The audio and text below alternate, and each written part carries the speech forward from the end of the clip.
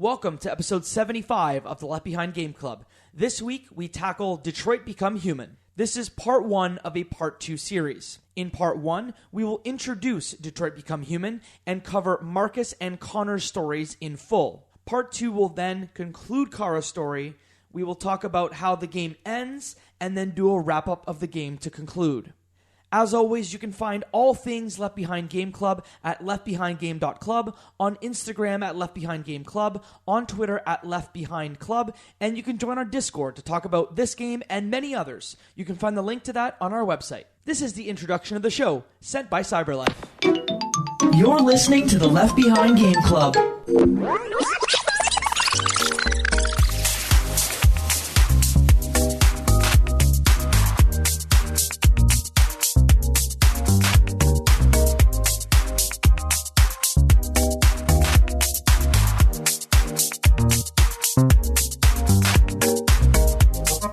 Welcome to Left Behind Game Club, our never-ending attempt to make sure that no game is left behind. I'm your host, Jacob McCourt, and today I have two friends with me. The first friend, you know him, you love him. His name is Travis Colenutt. Hello. Oh, hi. Hi. Oh, hi. Oh, hi. How are you? Hi, I'm good. I'm glad you're here. Thanks. Our next guest has been on the podcast before as well. Her name is Katie Lesperance. Hello. Hello. How are you? I'm pretty good. How are you? I'm good. I'm going to be even better when we start to talk about this week's game, Detroit Become Human. Mm-hmm. Detroit Become Human is available on PlayStation 4 and Microsoft Windows. Originally released on May 25th of 2018 on PS4 and was re-released on Windows in December of this year of 2019. Wow. I did not realize that was happening. This is coming in 2020, so I'll have to say last year. Oh, wow. Yeah, this episode goes out January 1st, 2020. Well, Happy New Year. Happy New Year. Developed by Quantic Dream, published by Sony Interactive Entertainment, but the PC version was published by Quantic Dream because they went independent between the release of this game and the release on PC. Interesting. And the director behind it is David Cage, which is probably a name that you guys all recognize. We'll talk about that a little bit later. But I want to start this off with a question. Yeah. What did you guys know about Detroit Become Human before we started playing this game? I definitely knew about it. Okay. I definitely knew... You know what? I don't know how much I knew about it. I thought it was cool looking. I thought I was interested in it. At the time when it came out, I did not have a PS4. So it kind of fell into the realm of like cool looking games that I'm never going to be able to play. And then I bought a PS4 and now I can play it. Katie? I knew of it. I knew that it was a game that was mostly... Because I think I had asked you, Travis, what it was mainly like. Right. And you said, it's like really decision-based. Yes. Story-based, and it's not usually something that I play. Mm-hmm. So I was like, okay, I'm out. I'm not going to play that. Mm-hmm. But yeah, I had heard quite a lot about it and the general story, not the details at all. Okay. So I kind of knew a bit. And I have played some of Quantic Dream's other games. So I played Indigo Prophecy, which was their first game, came out on like Xbox PS2 era. I don't even think I know that name. Nope. And then it came out as Fahrenheit in some territories as well, but that's that game. Then they did Heavy Rain, which came out on PS3, which is probably, I would say, their most widely known game. I know the name. I don't know anything about it, but I know the name for sure. It was a game about the origami killer. You have 4 characters. It's incredibly similar to the structure of this game. Gotcha, okay. Then Beyond Two Souls, which is one you mentioned, which stars Willem Dafoe and Ellen Page. Yes, I did know about that because I'm a pretty big Ellen Page fan, so I knew that was happening. It came out like super late in the PS3's lifespan, so not everybody's played it. It's on PS4 now, and then this would be, I think, their 4th game. Okay, gotcha. Yeah. Question from Michael Ruffolo. He wanted to ask, did anything stand out to you as frequent visitors to Detroit that stood out to you as especially accurate or inaccurate? So for those that are listening, this podcast is based on the Canadian side of the Detroit border. So all 3 of us have grown up, 30 minutes from the city of Detroit. Right. Yeah. We've all gone there quite a bit for concerts, sporting events. It's right there, so we go pretty often. Yeah. So did anything stand out to you? And maybe we save the longer discussion, but like, was there anything where you're like, holy smokes, like this is Detroit? Honestly, no.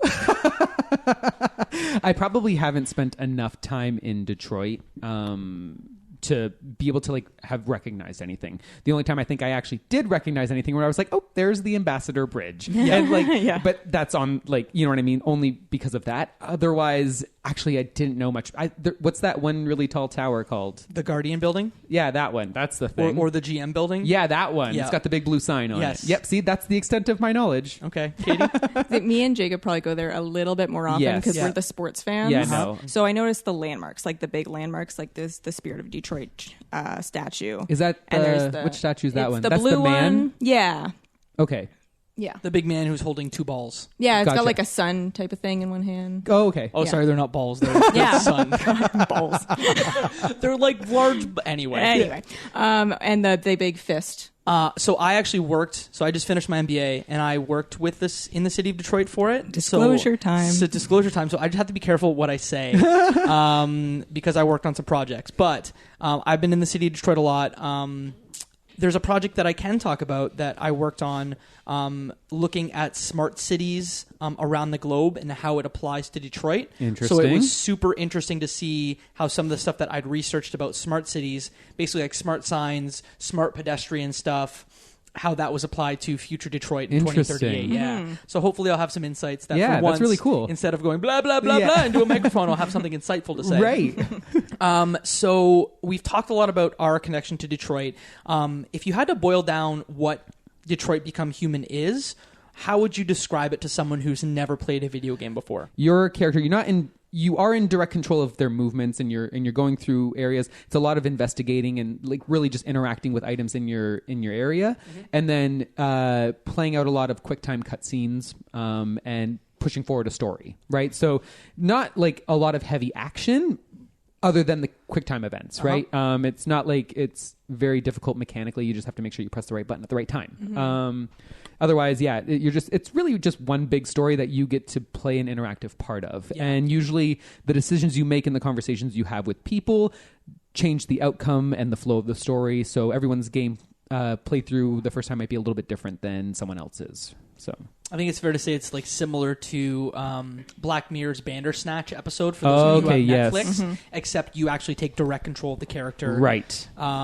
Instead of just kind of watching things go. But Jessica, my girlfriend, who's been on the show before, she looked at it and said, "You're not really playing this thing much, are you?" And, I guess to a certain degree, you have direct character control, but it's very much like a very linear story. Right? You have direct control. It's kind of action adventure-y. Yeah. And I found a very succinct way to describe the setting of the game. Okay.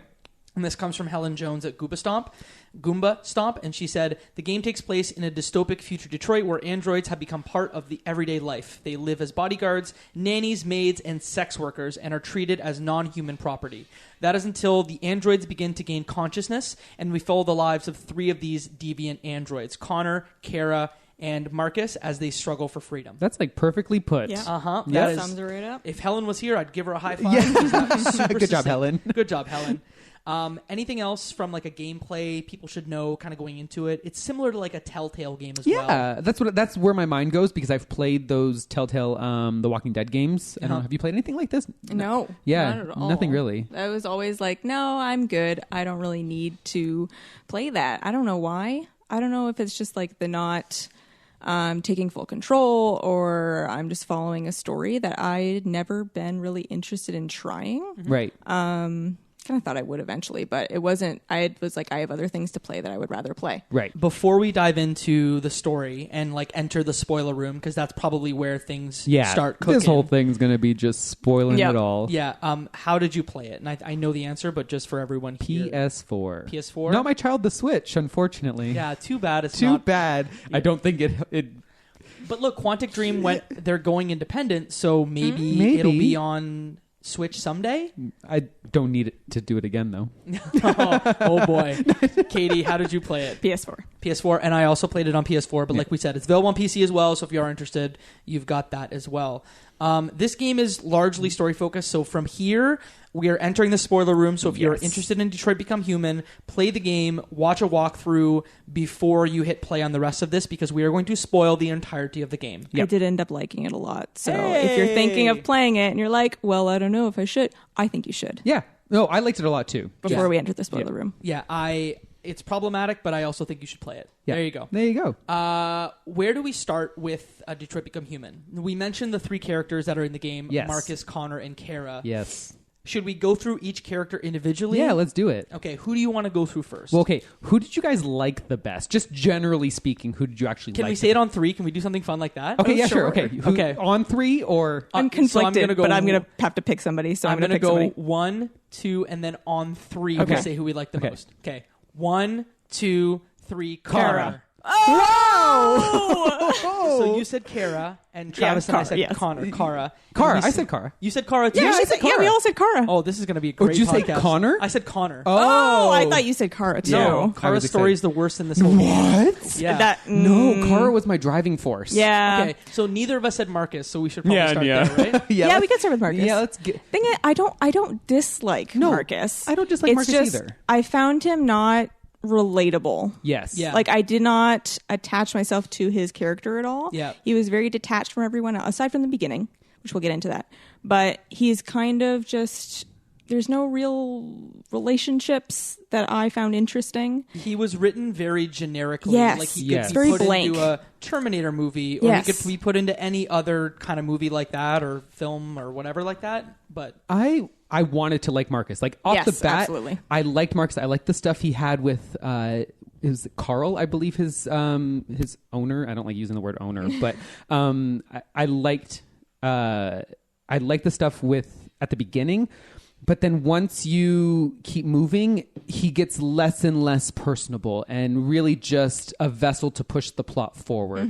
Yeah, at the beginning, he was the most personal. Right. And then quickly just lost any personality whatsoever. He did have moments that I really, really liked that I will remember playing through, vividly. But as a character, I didn't find him that interesting. yeah, Markus, like you said, he's... And I don't know if it's the writing... or if it's Jesse Williams' performance, but I found that it was a very plastic, like... Literally. Sorry. I have to say that. But, like, I just didn't connect. I'm like, oh, you're the... Like you said, you're the vessel... He's the vessel for to this move the plot freedom forward. story. And even the characters around him were like, oh, he's the one that doesn't agree because you got to be good. And Right. this is the one who's, like, a little bit rebellious. That's North, who is played by Minka Kelly. I love North. Sorry, just as an aside, I love Yeah. North. Okay. I'm not surprised. Yeah. Oh, sorry. But his arc, as you said, kind of starts. He's a servant of Carl, Yeah. who's like a Detroit-based artist who's in a wheelchair. And the first, I would say, couple hours of the game are very just like slow paced, Yes. and there's not that much going on. But his story kind of climaxes once when there's an incident involving Carl's son. Yeah, so his son Leo kind of shows up into the picture and he wants money because he's a druggie and he's kind of a mess and he needs money for this and that, blah, blah, blah. And that's essentially your first real moment of you can either become deviant and break your programming and fight with Leo, or you can just take it. And that's, I think, the whole goal here is to become deviant and push the story forward, obviously. And then because of that, you really... because the police intervened, in my playthrough, the police intervened and they blamed Markus for the whole situation. Yep. Leo survived, but Markus was sent to a dump. And then literally from that point on, Markus really, after he gets reborn by saving himself out of a dump, but... Like an android dump. Yeah, an android dump, and he takes spare parts and he kind of reconstructs himself a little bit. But from that point on, Markus really kind of becomes devoid of a personality, right? Like, I felt he was caring, and I tried to play him as a caring, peaceful character, but it was hard because he didn't have very strong personal relationships with anyone once Carl was out of the picture. Yeah. So I had, in the early section that you just talked about, I had two moments that I, like I said, will remember vividly.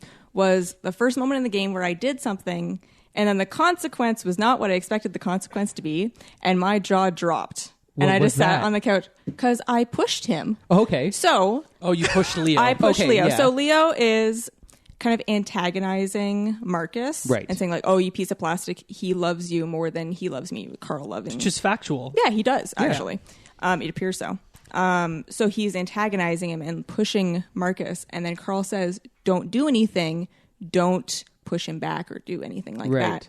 And half of me was like, oh, I should listen. But then I was like, no, I should stand up for because I Right. can now, because he broke free of his program and he can make the choice. Right. So I was like, I can make a choice now. I'm like, no, I'm a person. You're not going to push me anymore. So it was like, the option was, I think, just like shove him. Yeah. Right. So I shoved him because I just kind of wanted to do like, the man shove. Yeah, Of exactly. like, I'm not fighting you, but I'll we're fight you. we're gonna fight. Yeah. Exactly. So I shoved him. Leo sprawls back.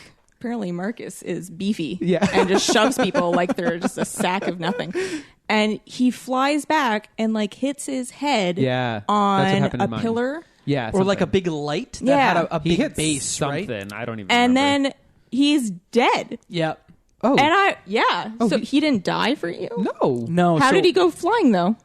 He went flying, he hit his head, but he didn't die because he definitely But you appeared pushed late in him. the game for me. Right. But you pushed him. Maybe he didn't. Maybe because your decisions later on, you didn't actually have the moment to reconnect with Carl later in the game. Did you? No, he's dead. Did Carl die for you? No, because he was back in the game later. Carl died for me. Carl died? Oh, Yeah. Wait, no, Carl didn't die in this moment. Yeah, in this moment. No, Carl didn't die. No. Yeah, Carl died for Carl me. was alive Because you did nothing? So Carl was kind of clutching his chest the entire time, being Oh. like, "Guys, don't fight. Like Leo, you need to go away. Like, stop pushing each other. Stop fighting." And he has a heart attack and collapses. Oh my God, no, that didn't happen for me at No. all. So in my playthrough, the police come in because Markus had contacted the police. Right. Yeah. And when the police came in, Leo pointed at Markus and said he killed him, my and the gosh. police just shot Markus. Oh, The police shot him, but Yeah. because he killed Leo. Yeah. So what's interesting about this game, just to kind of pull back a little bit, this game operates much like a flowchart. Right. So like imagine that like we have given you 3 different options of how the story could go. In some instances, these flowcharts will kind of come back to the same point. Right. Where in this specific Right. instance, there is no way that Markus will not get shot by the police. right, exactly. You may make decisions along the way, but ultimately, your end it's still going to push the story forward, Yes. unless you like straight up die. Yeah. And there are also some instances where my Carl died, which will change the way a chapter much later plays out. Right, exactly. Where you guys are actually going to go see Yeah. Carl. Yeah. I just go to his grave. Oh, Yeah. interesting. So just know that in some instances, a story in a later chapter can start in a different place. Right.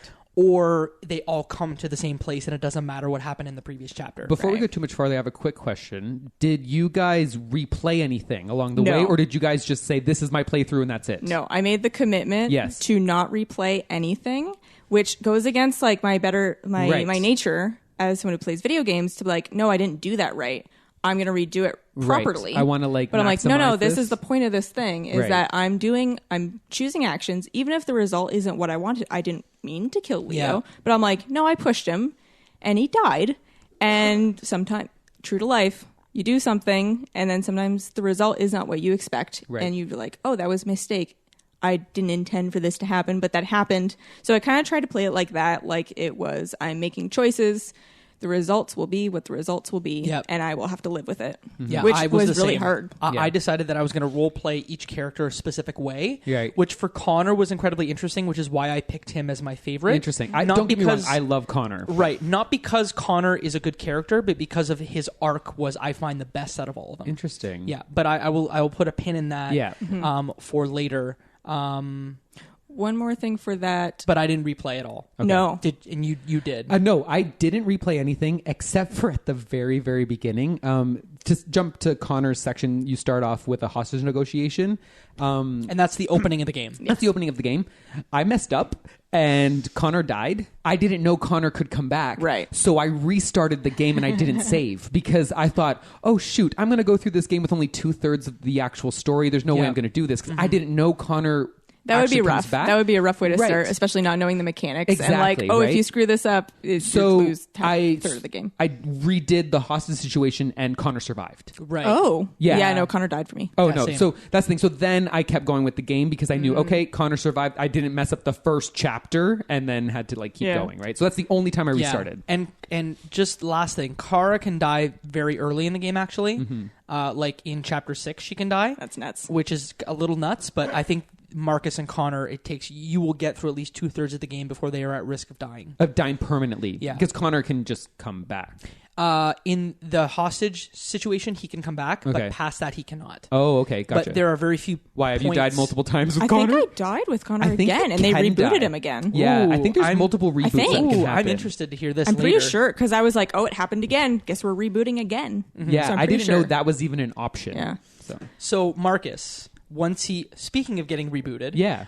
he wakes up in an android graveyard, which was one of my favorite parts Yes, of the That was a Absolutely. very cool part. Yeah. Holy smokes! Like audio wise, it was terrific because it plays with the sound of like muting certain parts of your speakers, and then it's muffled, and then as you're putting in the pieces into your Yeah. body, it just played a lot with that kind of stuff, Yeah. and it was really cool. Because Yeah, both of his legs, his audio processor, Yeah. and one of his eyes Yeah. are just Gone. borked. Yeah. So you have to find, I don't know why I said borked. You have to find new components, which starts, you are like just a torso, Yeah. and you have to crawl to put in new compatible legs. Right. Which was really, really visceral. Like Yes. it was really, really well done. Like you said, with the visuals, Yep. it's kind of jumbled, and the lights are kind of glaring, and it's Right. hard to see. And you it's, kind of everything's garbled, Yeah, too. I had headphones, like headphones plugged in Yeah. my controller. As soon as you get that audio in, and then it's like storming, and you're like, oh my gosh, yeah, it's like when you clear. find the earpiece, Yep. and then you pop in the earpiece, and it goes from really muffled, and then it becomes kind of staticky. And then it cuts out entirely, and then it all whooshes in. Yeah, it like was done that was really one of well. those moments that I was like, "Holy crap!" Yeah. that was really well done. Yeah. Like I felt it. Even the in-game camera, like imagine that someone's holding a very expensive camera like low to the ground, Yes. and just following Marcus as Right. he And you're just crawls. dragging. Yeah, like just the direction in this Yeah. specific segment of the game was just like Oh, chef's kiss. And you get a choice of whether or not to rip out a guy's heart or yes, something like that. Yeah. to like revive yourself, and they're like, "No, don't." Did you guys kill the guy? No, I don't I think super did. You killed the guy. I had to survive, right? Okay, I think I found figured another that I was option. going to survive some other. I was like, "There's plenty of options here," Yeah. and the guy is begging you, Yeah. like, "Please don't kill me," and you killed him. Yeah. I think I found a I guy super who did. was Wow. begging to be killed. Yeah, and I killed that guy too. Oh my God. No. Yeah. I found a- think I did him. Yeah, I did just him. wanted to show people mercy, you know? Oh my God. Well, he was like, "No, that's not please, mercy at all, I'm but- like tapped out. Put me out." And Yeah. I was like, "Okay, that I can." But then someone's like, "No, please don't." Don't. And then you just did You it. just did it. I see. I see how it fear goes. for Jake. where Jacob's playthrough went. I know. I have This a is the feeling. I know. start. People might have listened to our Wolf Among Us series Oh, where no. I became the big bad wolf in Yeah. more ways than one. We'll see if this pans out the same way. So from there, he's handed this little card Yes. that says, and it's this android who's like about to die, who's like, you just need to find Jericho, and Right. everything will be fine, right? This is not Chris Jericho, the very famous wrestler. This is not Canadian, Jericho, right? the short-lived Canadian, Yeah, the short-lived Nuke series that I'm sure you watched. I knew that one. This is Jericho ship, Yeah. which you don't know at the time, Right. but you go and find this ship through a series of decoded And that's the thing. There's a messages. lot of like kind of. That's the thing. There's a lot of missions with Marcus where you're doing actions and adventure-y things, and where you're trying to like climb and do parkour and do stuff like that. But once again, it makes Marcus difficult to relate to because he's kind of just the insert, right, for you to do some cool action-y things. Yeah, it's a very Yeah. abstract goal too. Right. It's like, go find this place. It's where you'll be safe there. Yeah. But I didn't feel that threatened. Like I wasn't scared. I don't Right. know. And he didn't seem scared. Like Yeah. he's very blank. So yeah, I didn't have any attachment to the goal at all. So Marcus finds Jericho, starts to make friends in Jericho, and that's when a lot of the secondary characters that are around him start to reveal Right. themselves. So North, who's Who I played by love. Minka Kelly, Loved North. Okay, don't. and Josh love- and Simon as well. Yeah, who cares? And then it's all about North. Yeah. No, she was great. I mean, she was the best of the three, for sure. Yeah, for sure. She was great. The thing is that I wanted to be very peaceful as Yeah. Marcus. I was trying to do the peaceful run, right? Like I So didn't you know were that- like, North is upset with me. Yes, North was constantly upset with me because she just really wanted to kill people. And I'm like, no killing North. And then she's just like, no, we've got to fight. And I'm like, nah, I And just see, want to be peaceful. I was like North, where like I wanted to be righteous but also peaceful. Okay. But this Okay. game only has a binary, so you can't there's do no, that. There's no middle ground. I can't be like, yeah, human rights, but also like do it very peacefully. Yeah. It's very Right. much like we're gonna like walk through Hart Plaza, Yeah. or we're gonna start a revolution. Right. where There's I no wanted- middle ground. Yeah, I didn't Yeah. want the binary. I wanted Yeah. somewhere in between. Yeah, because you're kind of leading the rebellion, and it's kind of, you have to choose how to do it, whether or not you're going to basically declare war Right. on humans. Or do you go the very, very peaceful route? But you can't get the easy route. Like the easy route would be to do the middle ground, the centrist route, right? Yeah. Well, Exactly. So you don't you have to. That's this game. You have to make decisions, right? Yeah. So I went the peaceful route. Yep. But I wanted to go the war route. Like I was like, no, just out of. It just feels better. Right. Like Yeah. It feels more like an action. Yes. Like you're getting your freedom. it also feels But- more realistic. Yes. But also, I played it thinking of the real world. Yep. And we're actually trying to get, in the game, trying to get rights for androids. And I felt that the best way to do that is to be peaceful. Right. Because if you declare war, then everyone's just afraid of you. Right. You're The not fear gaining does anything. not breed empathy. People don't go, oh, they're people. They're declaring Right. war Yeah. on us. They They go, see no, they're like, monsters. They if killed you're police and they killed security exactly. guards. They're coming So- after me and my Yeah. family, and it's I cool. hate them. Whatever. It's not. It's not. Yeah. So the only way in real life that you actually get empathy from people is not by attacking them, but by Right. being like, "Hey, look at me, I'm a person," Right. and kind of playing victim a little bit. Yeah. When a bunch of androids get shot, going, "Please don't shoot me," you're like, "Oh, Right. that makes me feel away." Whereas Yeah. androids coming for you makes you feel just scared. Right. Yeah. So And I was trying to actually get rights for the androids. Right. Yeah, and it's fair to say that this game tracks sentiment that the population Yes, has towards it does, androids, but it also tracks the sentiment towards that your secondary characters have towards your Exactly. your Like your protagonist. relationship that you're building with each of those characters in the Yeah, game. so like for Markus, he has Simon, Josh, and North, Yep. who at times, if you follow North, Josh will. They're almost like on polar opposites. Right. Where if you are bad, Josh is going to hate you. Right. But if you're good, North is going to hate you. It's interesting. Well, I was bad with Jericho. Like in that.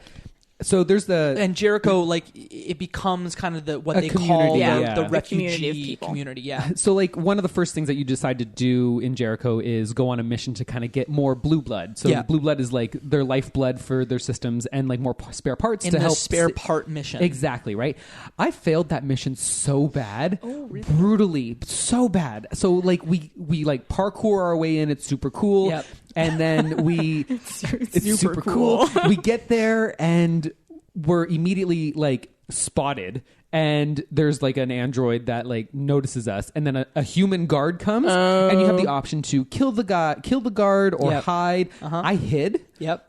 And literally, and so you look at my flowchart in the game, because this game gives you your flowchart so you can see all of your missing pieces. Yep. The option for hide literally bypasses almost everything in this mission, and you just escape with nothing, and you failed, and Jericho hates you. Oh, wow. It's oh yeah, like They you continue, hate you? They don't like it's like you failed. Oh. Your And- sentiment, so outside of secondary characters, they Right. also track the population and Jericho's feelings towards Yes. Markus. So I had to do really well on the following things to then rebuild it. And Yeah. I don't know if I could have done terribly. Like, it felt like a really big blow initially, because I was Yeah. like, oh, I'm going to come in here and spark this revolution. And then we failed miserably. you know what you need to do? What? Kill the cop like I did. Oh, God. I don't think I killed the cop. Yeah, I but killed I the- but You I can succeeded take- the mission. You can take the guy hostage, and maybe that's what you did. No. Oh, I don't know what you did. Yeah, I super killed the cop.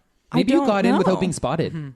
Because first an Oh, android... no, I didn't get I spotted. think what happens is an android spots you Yes. first, Yes, the android spotted me. and you can be like, yo, android, just like ignore us. We're like starting a revolution. You'll be fine. But what happens there is a human Yes. guard comes Yes. over, and he's like, hey, I'm going to call the police. So I just shot him. Oh, no. I don't think he didn't spot us. Oh. Yes. Like the cop didn't spot us. I hid with the other android. I, hid with believe you probably grabbed the android and hid with Yes, the I android. did. I didn't grab the Oh, android. So we so I just grabbed hid, the android. and then the android straight up just called. He's like, He was like, "There's yo, they're over here." There's deviants right there." And like, No, I grabbed the android like safely. I did not harm him. Right. But we hid. I grabbed him and hid, and no, he didn't spot us. right. So that's the thing. That's think, it. So my Jericho sentiment kept dropping, and then eventually you do more missions Did along the the way. android say, take me with you? No. Okay. Because the android At the end, helped- he did Yes. for me So after the we android- succeeded the mission. Yeah. as Oh, no. opposed to Travis. Oh, cool. So the android is like, hey, because he basically turns deviant in that Yeah. case, right? So he's like, hey, I helped you. I'm screwed here. Like, they're going to deactivate me, take me with you. Right. And I was like, I don't know you, no way. And then I left You left him? I left him. I left him, yeah. Oh, my God. Yeah, I was really bad with Markus, and then I had like this moment. So imagine I'm drawing this line where it's a hill, and down is evil, and then up is like being Yeah. good. Yeah. I started evil, then kind of came around to being good in the middle, and then plummeted I just back down plummeted. into the abyss. Well, not the abyss, but I'm like anarchy versus like, Okay. hey, I want to be like peaceful, and then I'm like, peace doesn't do anything. I can't believe you didn't take him with you. He's one of your brothers. Nah, My Marcus was he's more one of like them.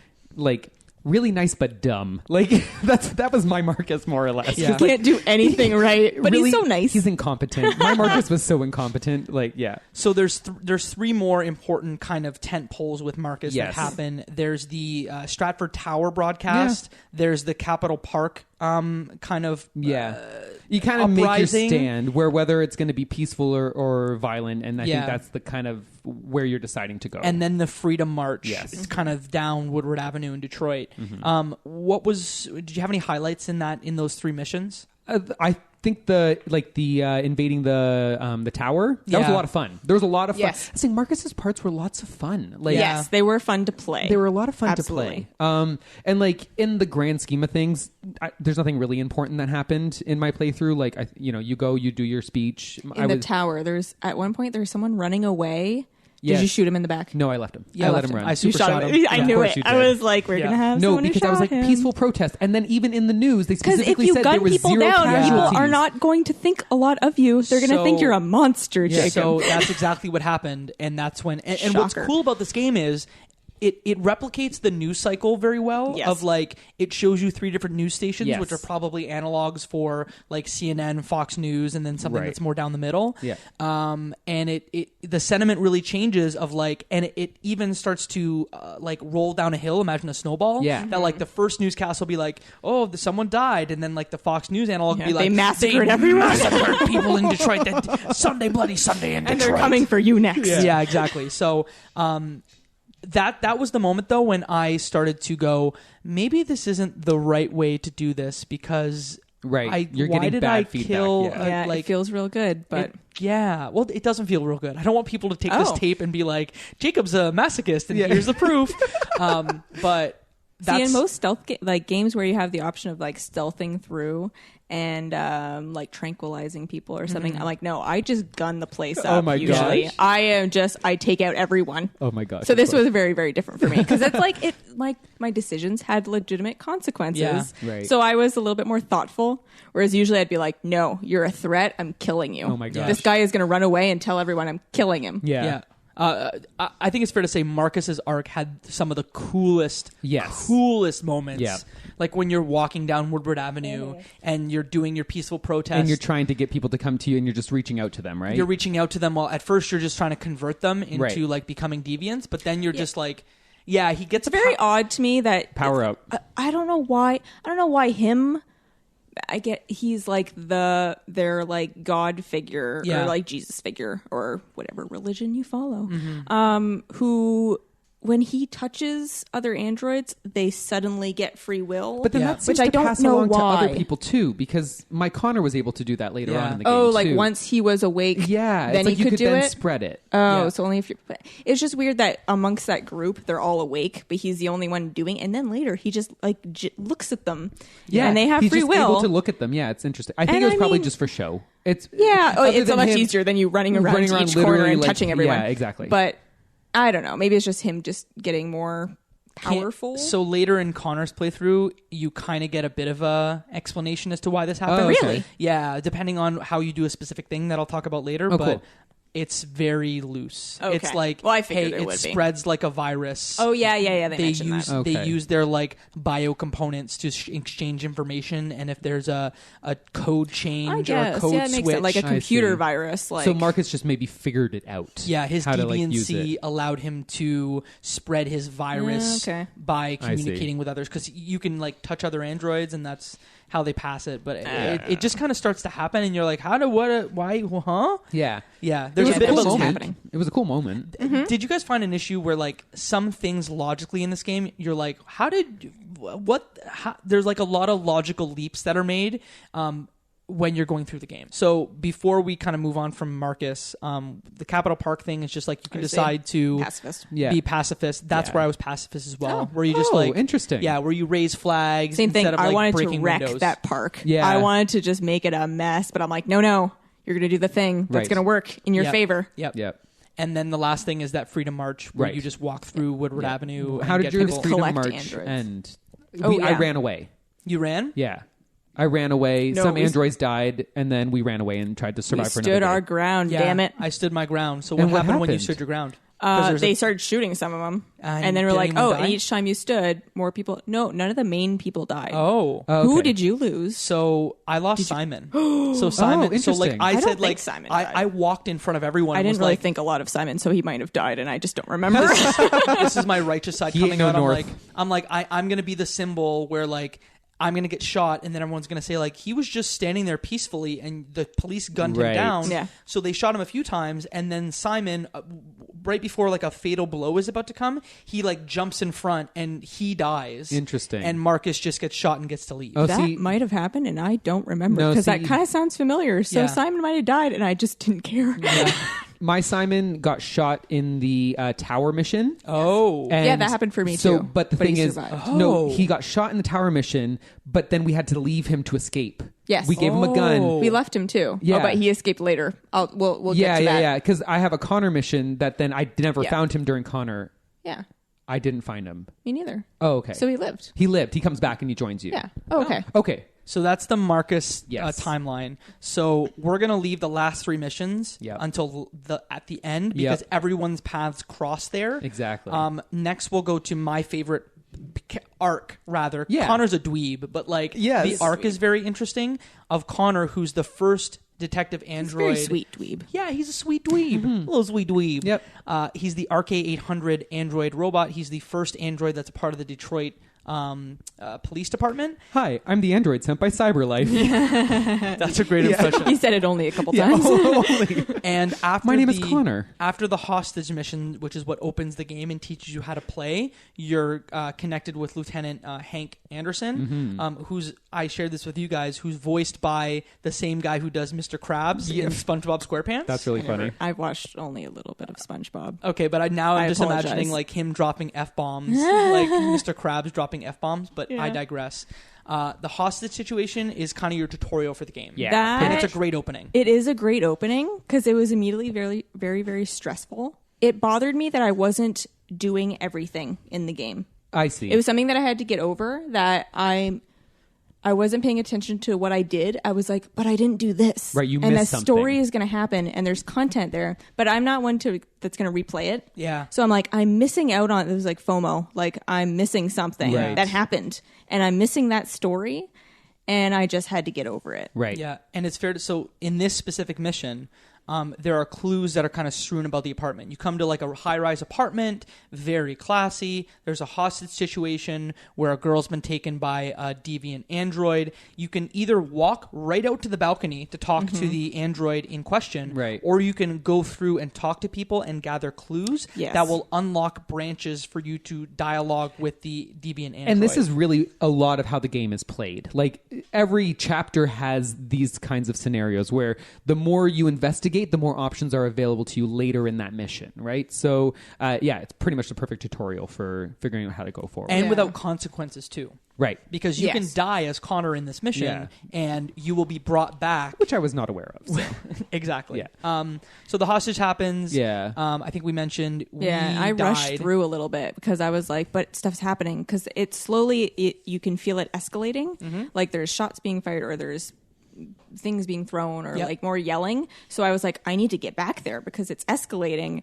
And so I did like maybe a third of the things in the apartment and then went to the apartment because I was like, I gotta go. Like stuff's going to happen. A SWAT member dies. Yes, And that's part it. of. Yeah, and I that's- felt like, oh, I need to get back there. So then I missed a bunch of stuff. So then at the end of each chapter, they show like a flow chart and it shows all the things that you missed. And I was like, there was so much stuff in that apartment that I Yeah. didn't get to. So then all the time after that, I would always go to your like Android vision where you can Yes. see around you and you see like there's little like yellow sticker type things on things you can interact with. So then I was just like checking my Android vision Yeah. constantly to make sure that I got everything that I could get. Because Yeah. I was like, I missed so much stuff. Some of them can completely change. One little thing. Right. can Yeah, looking at change- something or not looking at something. Yeah, or Yeah. going into a drawer and taking a gun out that you didn't know was there can Right. entirely change the way you play the game. Exactly. So after the hostage situation, you meet Hank Anderson.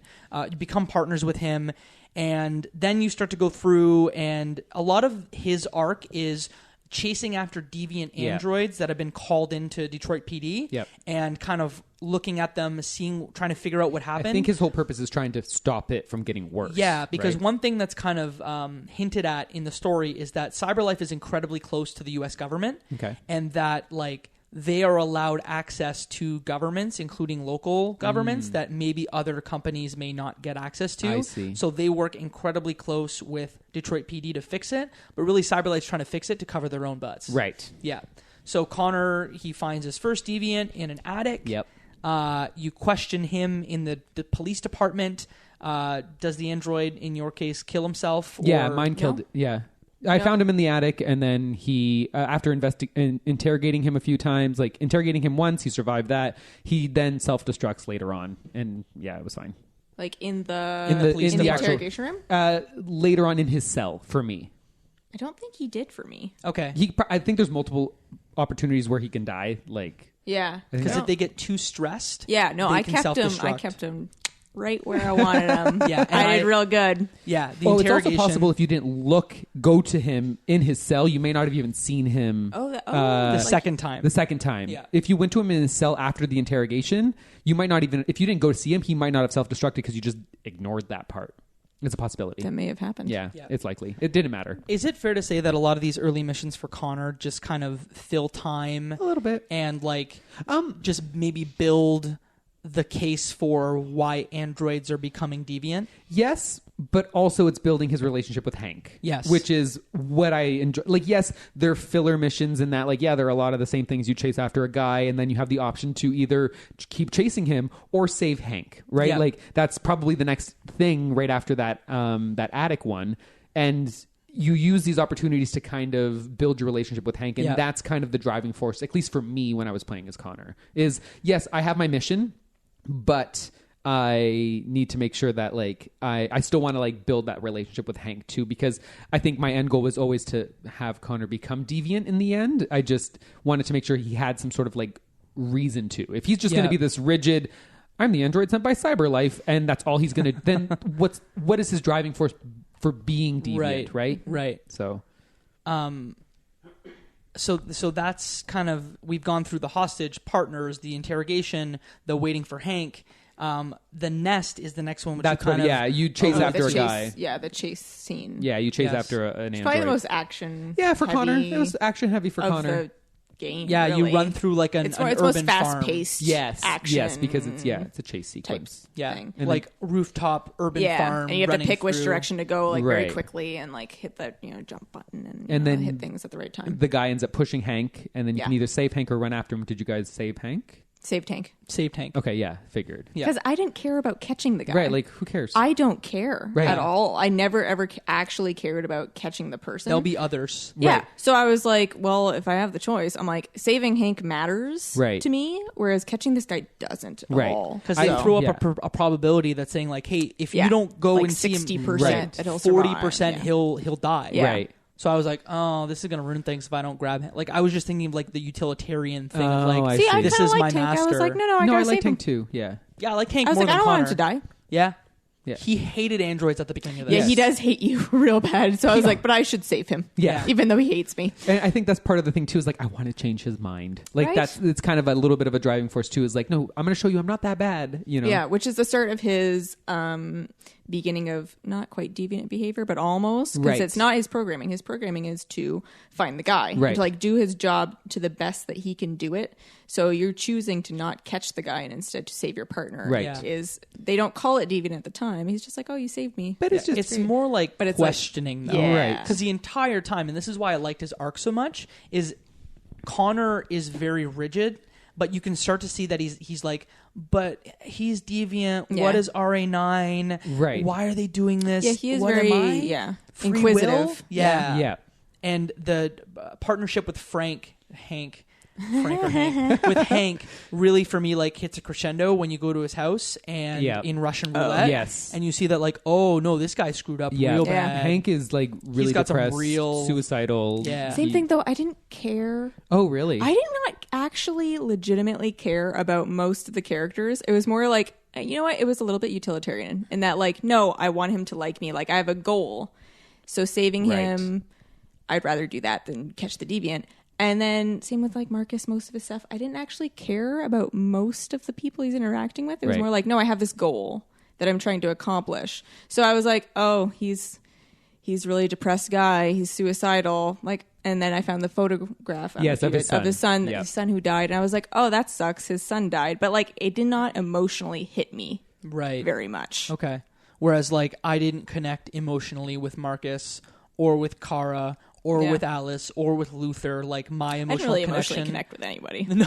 Honestly, I didn't. I really liked the game. I liked everything about it. But emotionally, I connected emotionally with things that happened in the game, like moments, like the moment when you rise up out of the dump, right, and just the way it was executed, that emotionally hit me. But emotional attachment to any character, I did not have anyone that I cared about. That makes sense. Yeah, and I guess I didn't care about Connor, but I cared about Connor's journey. Okay, and I actually think I cared about Hank. Right, 'cause he's the only human that I didn't. Because like you heard it in Marcus's, I shot whatever human was around, keeping me from my mission, except for Hank. Right. He does feel like an actual friend. Yeah. Hank feels like a friend, whereas no one else really does. Yeah, just Mr. Krabs, just trying to save you from everything.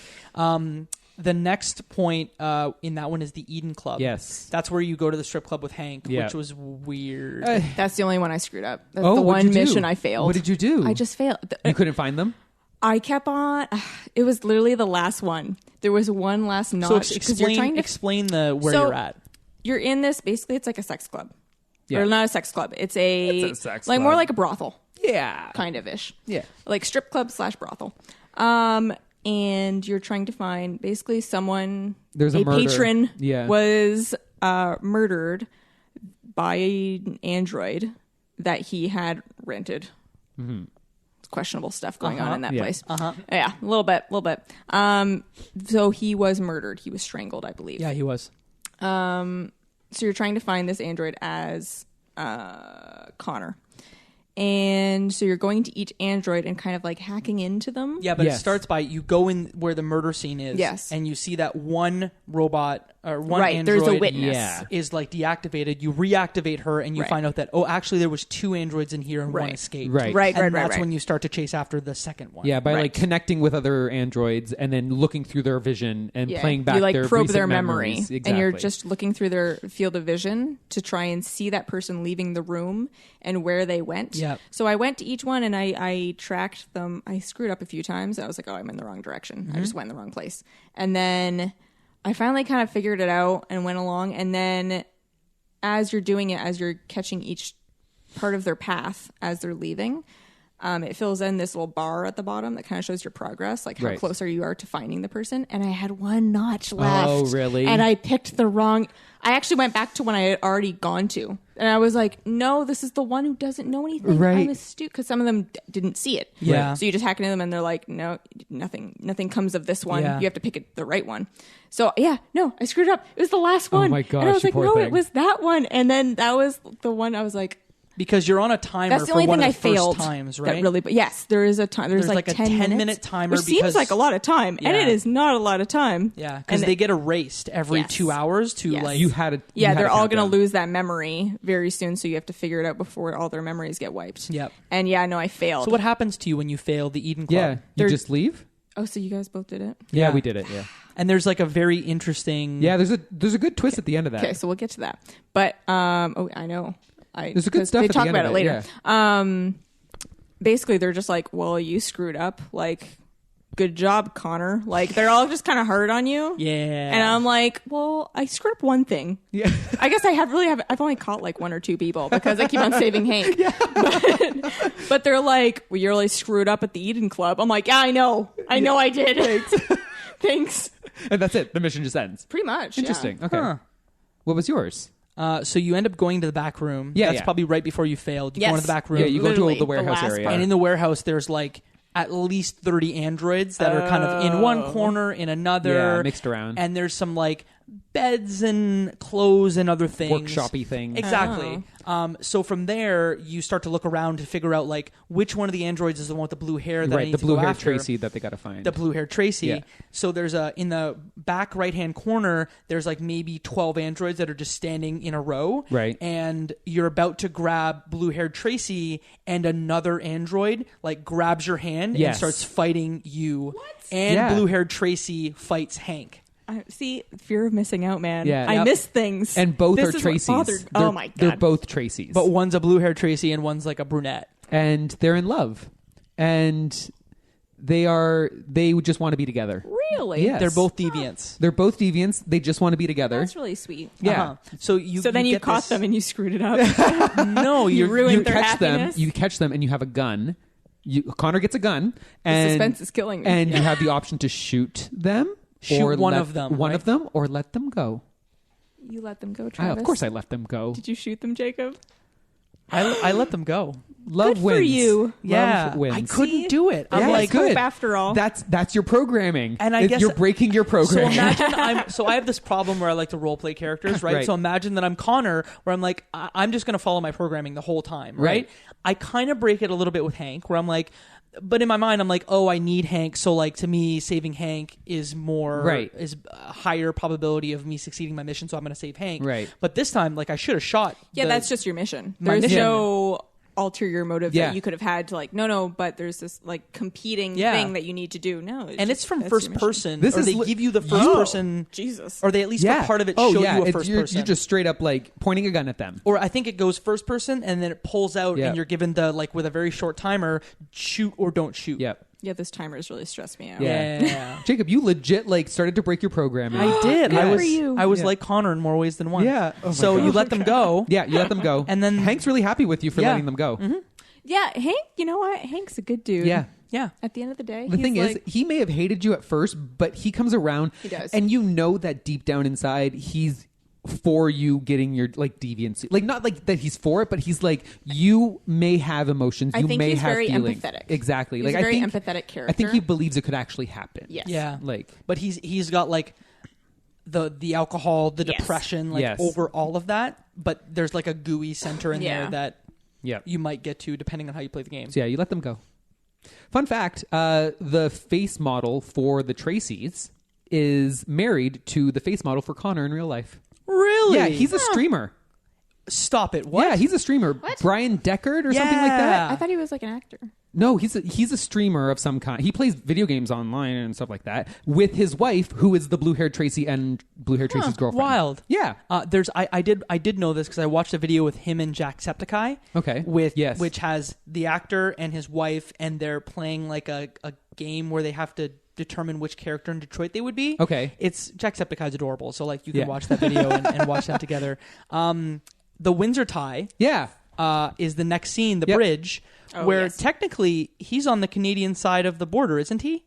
Like when he's sitting and he's looking at the bridge. No, I just I'm took like, that as being like Belle Isle? No, I took that as being like really updated Windsor downtown. Right, but he's on the Canadian side. It looked more like the Canadian side than the Detroit side. He was on The Canadian side, because he's looking at the I took Ambassador it- Bridge. Not actually, just I took it as- it appeared that they put him on our side. Oh, I didn't think that at all. I thought he was just in Detroit looking at a like. That's what they at meant the- to do, but yeah. we were like, kind I of looks see. like our side. Yeah. I Just see. saying. With the fact that there's like a park and stuff like that. Yeah. Like, okay. Yeah. I see what you're saying. Especially that close to the bridge. There Right. isn't really that. Anyway. Interesting. And then the final three things for him are Public Enemy, where you investigate the broadcast. Yes. Oh, yes. But I think the most interesting part is meeting Kamski Yes. for Connor. So Kamski is, I made a note here. He's a skeezy guy. Well, he reminds me of Neander Wallace from Blade Runner 2049. Yeah. The character played by Jared Leto. For sure. Like Didn't imagine watch there's it. a man bun. He's got He's very Jared Leto. he's very Jared Leto. He's got piercings. Yeah. He's swimming in his pool. So you come on his house in Detroit. He Yep. was the CEO of CyberLife. He stepped down, but he was the one that created the first android to pass the Turing test, who is Chloe, who is the android who is in the menu screen of your game. Right. Yes. You go into his house because you want to figure out, like, why are these androids going deviant? Can you Right. tell me something? You go in his house, and to me, that's one of the most interesting parts of the entire game, is when he proposes the Kamski test. Right. Yeah. Meh. I thought it was okay. So he's like, thought it was It's fair. interesting because we probably picked the sane option, and I'm sure Yeah, Jacob and picked Jacob the was insane like, option. I murdered Chloe. What? That's what I'm saying.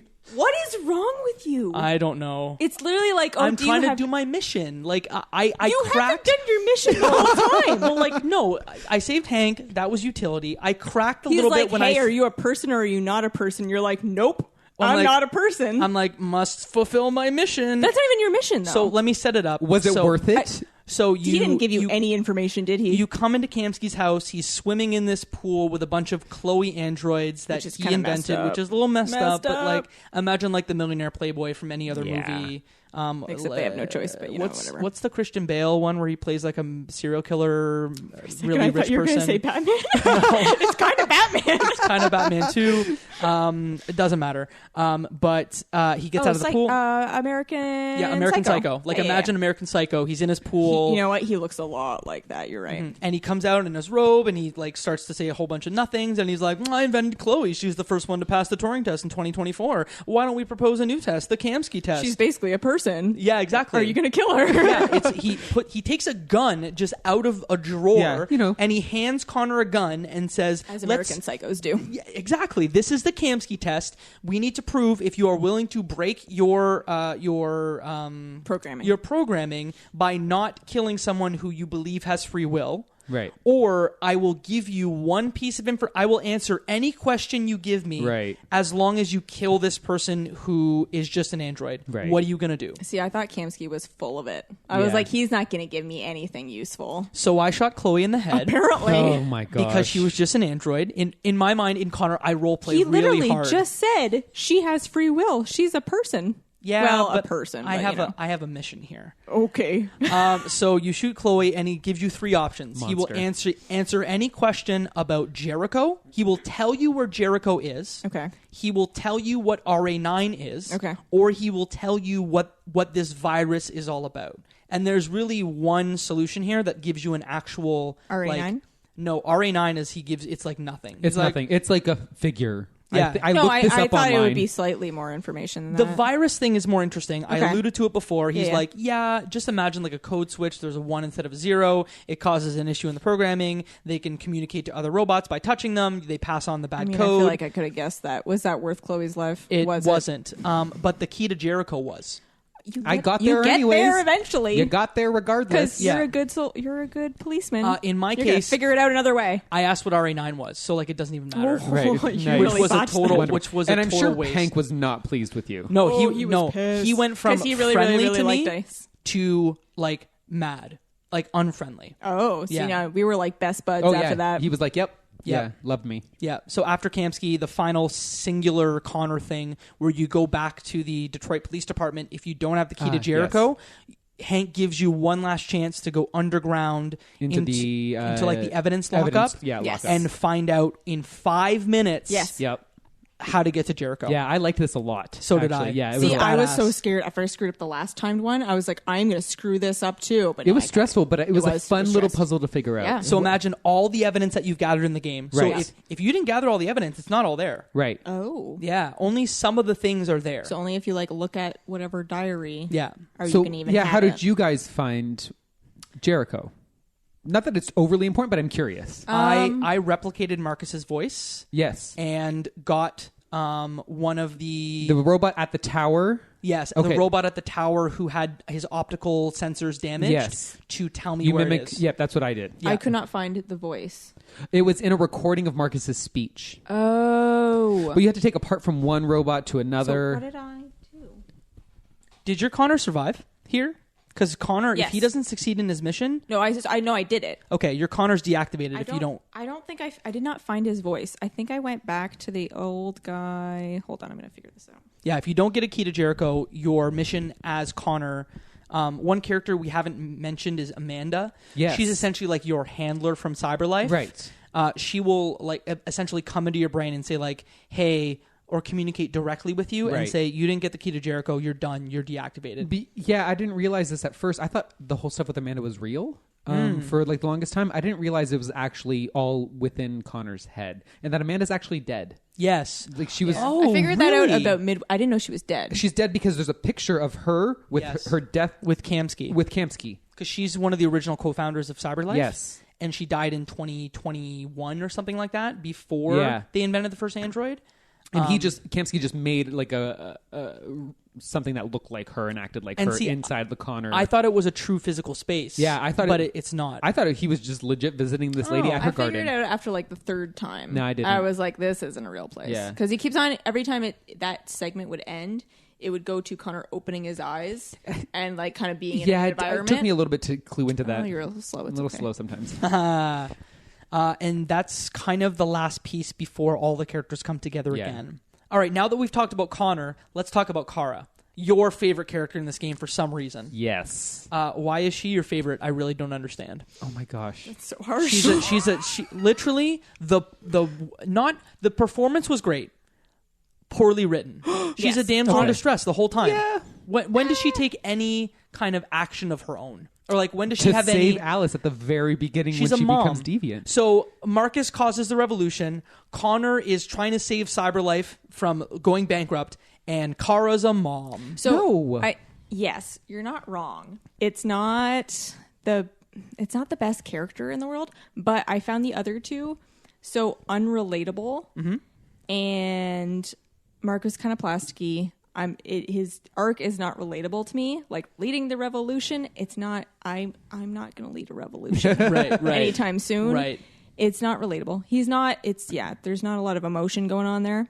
And then, not Markus, Connor is also very plasticky by design. Yeah. Almost the entire thing. He is trying to accomplish his mission. He is a tool. Yes, Yeah. he's a tool, and he feels like one. Not, I didn't mean it like that, but kinda a little bit. Yeah. She, for the most part, has the most emotion behind her acting Yes. and the facial animations, and her goal is more relatable. Yeah. Okay. It's And like I think, I'm taking care of the person that I care about. right. And I think that's the thing. It brings that human aspect to the game that I think would be difficult to connect to if it was just Markus and Connor. Yes. If we didn't have Kara to have more of an emotional character building relatable story, why would I care about them being sentient and having their own free will? I don't know why she cares they would. about someone. Right. Yeah. You see that she is someone who cares about people. Like she is the reason for the revolution. Right. Yes. Right.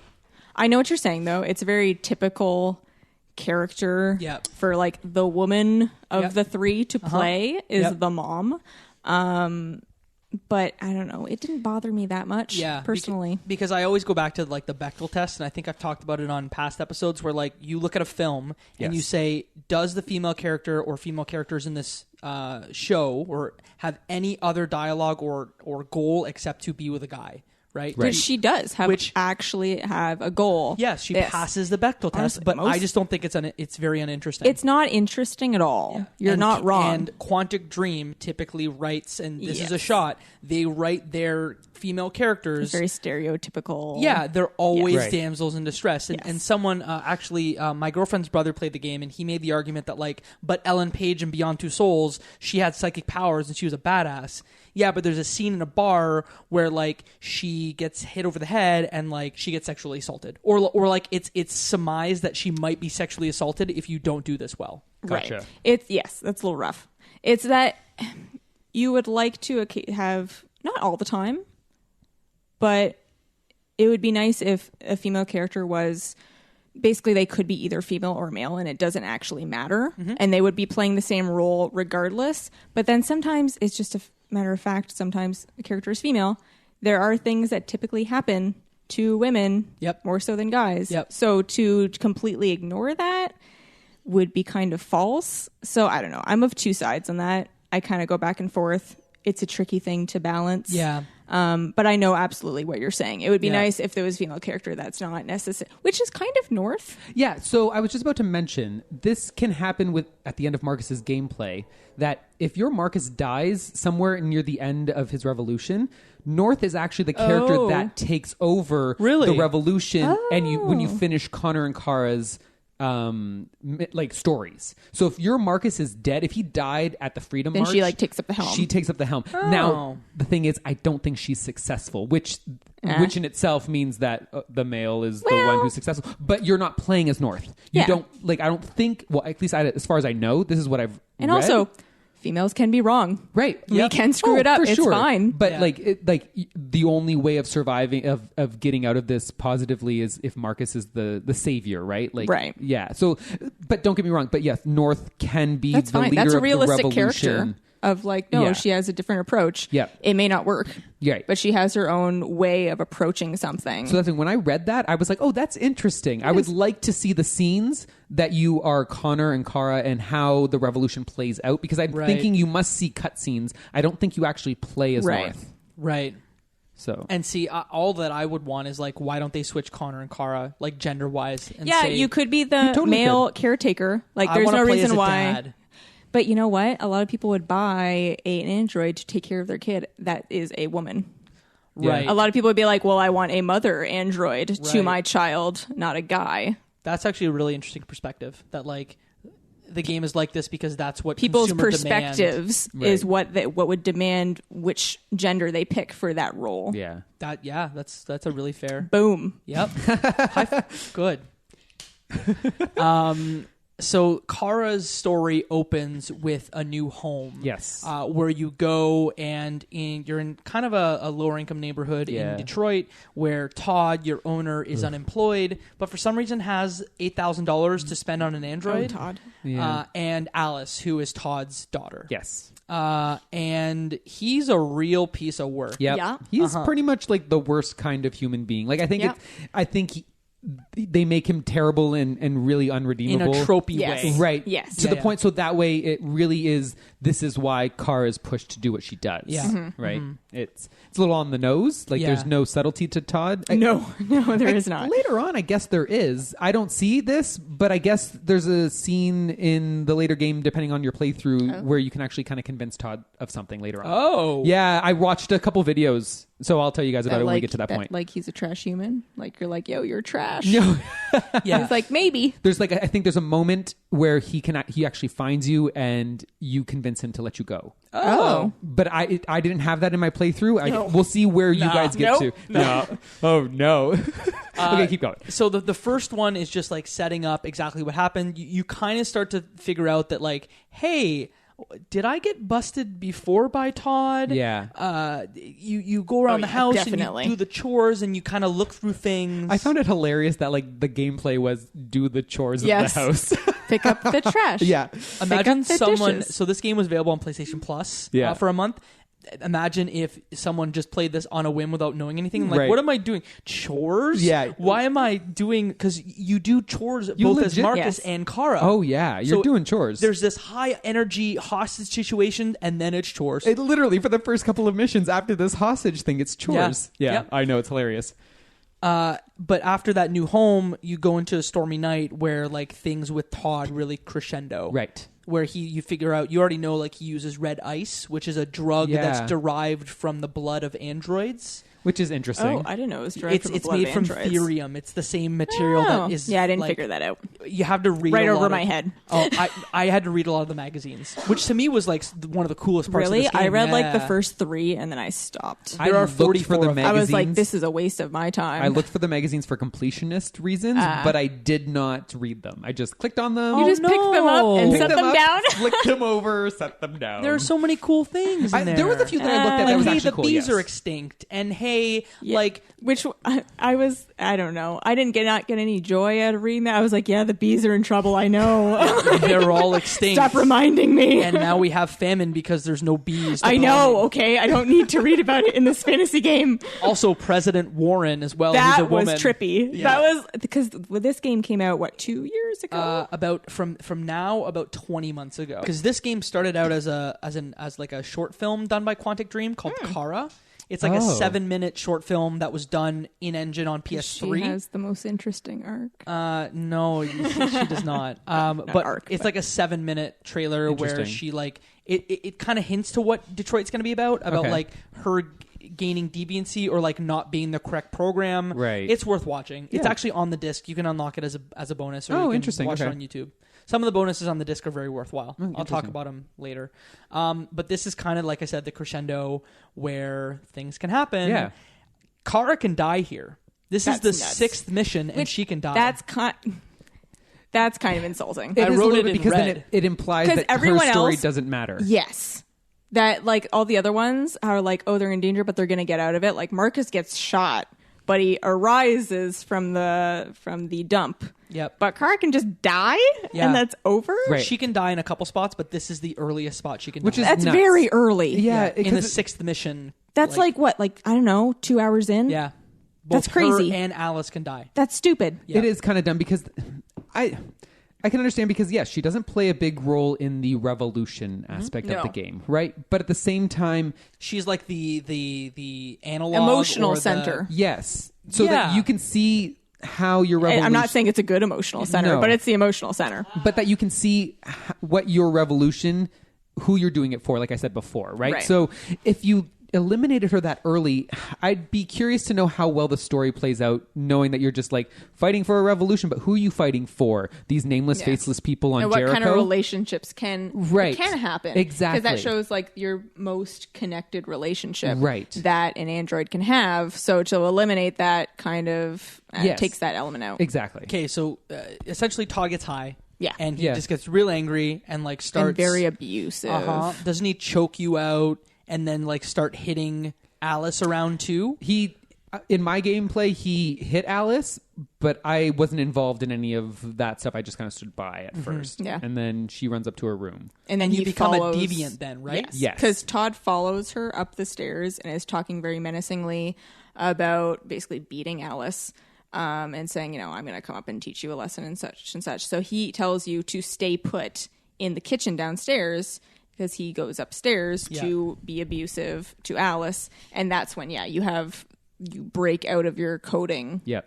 to do something instead Your- of following your instruction as Right. commanded. Mind Palace, if you will. That's Yes. the Yeah, official that's the- canonical Mind name for Palace. Mind Yeah, Palace. Mind yeah. Palace. Oof. Yeah, whatever. It's a cool moment when it happens. Like Oh, on for sure. screen Those visually. were very cool, yes. Because you imagine there's like a big red wall in front of you that has the instructions that you can't break, and then like a virtual analog of your character is like beating and tearing down these walls, Yes. Right. So you can do the thing that free will would allow you to do. Yeah, Exactly. you tear down a virtual wall in your mind. Yeah, so the that then metaphors you can are a make your own little decision. heavy-handed Oh, sometimes. just a little bit. But it was really Oh, it was cool well to done. Don't play, get me though. wrong. I really enjoyed it. Yeah, a lot of the things are on the nose with Yeah. this game Yeah. sometimes. What did you do here? So Todd was still downstairs Yep. when this happens for me, and I ran upstairs. Yep. I had already found a gun. Yep. But I didn't use it. I got Kara. We hid in a closet while Todd was coming upstairs. Ran out the front door and dipped. Oh wow! No interaction with Todd. We Okay. got Really? out really quickly and got to a bus. See, I think it was the same. Todd went upstairs Yep. before we broke out for me and Jake. So he went upstairs, Yep. and then we broke out, and then I followed him. Well, yeah, I went upstairs and heard him like yelling from Alice's room. Uh-huh.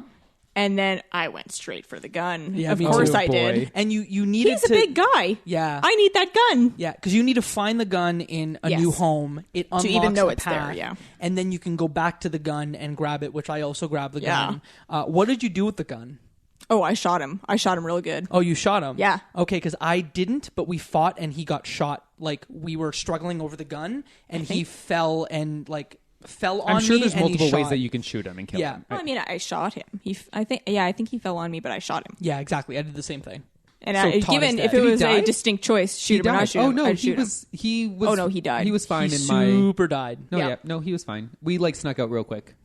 It was fine. Which that whole quick time event sequence was very stressful for me. Yeah. Because I was just like, I don't know, I was on edge. And I do like that it gives you a little bit of allowance where you can, I know you can pick the difficulty at the beginning of the game, but I picked the normal, like Yeah. the Yeah, medium same. difficulty. And it allows you to miss a couple and you can still kind of win that section, which I appreciated. It wasn't like, oh, you screwed up this one single thing and now you're lose. Screwed. Yeah, the fight can go back and forth. Yes, you like, oh, you lost that little bit, but then you can come back right after with something. So it kind of ebbs and flows, which I like appreciated. And that. it's very helpful, especially in the later parts of the game where like you have these very intricate QTE sequences that were like the fight choreography in this game is really good. It's really I good. really liked it. Like one of the best parts of it. I like that it used the controller sensors. I like the Like touch. the motion. The motion sensors on And the the touch. controller Yeah. to you have to like twist it to the right or tilt it forward or tilt it back to like move the character's head out of the way while he's trying to punch you, like stuff like that. So it wasn't just the buttons. It was like, I don't know what's going to happen. Yeah. I have no idea. Right. There's no way of knowing, like, just pressing the buttons. It could literally be anything. It Yeah. could be absolutely anything. I could have to shake the controller. I could have to move it back and forth. Yeah. Like, Yeah. It So was we really killed fun. Todd. Yes, we and did. we went right out the front door, got on a bus, and became fugitives Yes. from there. Yeah. Which, like, I would call the cops. Wouldn't you call the cops? No, you're an android. They don't believe you. Yeah. Because They're not going to care because you're not a person. She is property. You have just kidnapped. You were programmed to do a certain thing, and instead Right. you killed your owner. That's the whole point of They'd Connor. sick Connor is you're on you. investigating people who murdered their owners. They'd specifically Right? sick Jacob's Connor, and then he would just shoot Kara, and she would die. Yeah. Like you shot people. Yeah, I Connor would guess. just shoot her in the head. I guess. Because he'd be like, you're a deviant. You did the opposite of what you're supposed to, regardless of whatever he did, what Todd did. They don't seem to care about that throughout the game. Well, I mean, and we saw it. Like, imagine Stormy Night is the 6th mission, broken in Markus's timeline is the 7th. So you see immediately after that what happens if they assume that you're guilty. They just Exactly. shoot you without a Yes. trial Oh, for sure. because you're property. Yes. And before that, you don't see it. Yeah. So I guess I was like, why are you running? Like, why don't No, you you just need to run. explain things Yeah. that happen? You don't There's have rights, explaining. so you cannot Right. go to the cops. I guess for that's anything. my naive nature being like, call the cops. They'll be on your side. They won't be on They- your side. no. So you become fugitives. Yes. And you run in the city of Detroit. And I think this is a mission that's interesting because there's multiple different ways you can go about it. Right. I think the end result ends up being the same, but you at least can have different playthroughs of how you stayed safe for the night. Yeah. So this is probably the best place for us to end our discussion in part 1. In next week's episode, what we'll do is we'll finish Kara's story, talk about the end of the game, and then do a wrap-up. If you want to join up with the Left Behind Game Club community and talk about video games, including Detroit Become Human, you can find our Discord channel. You go to leftbehindgame.club. There's a big Discord button on the front of the page that will let you enter the Discord zone where you can share your discourse about Detroit Become Human. And as always, you can find us on Twitter at Left Behind Club and on Instagram at Left Behind Game Club. Look for the second part of this in your feeds in the coming days. If people want to find you on the internet, Travis, where can they do so? On Twitter at Travis Colenutt, Colenutt. Katie, if people want to find you on the internet, where can they do that? I mean, I'm on Twitter. I don't really talk on Twitter. You can find me in the Discord, though, for the show. And what is your Discord handle? It's Lesperance. And you can find me in the Discord and on the internet at Jacob McCourt on all major social media platforms. And that, my friends, is one less game left behind.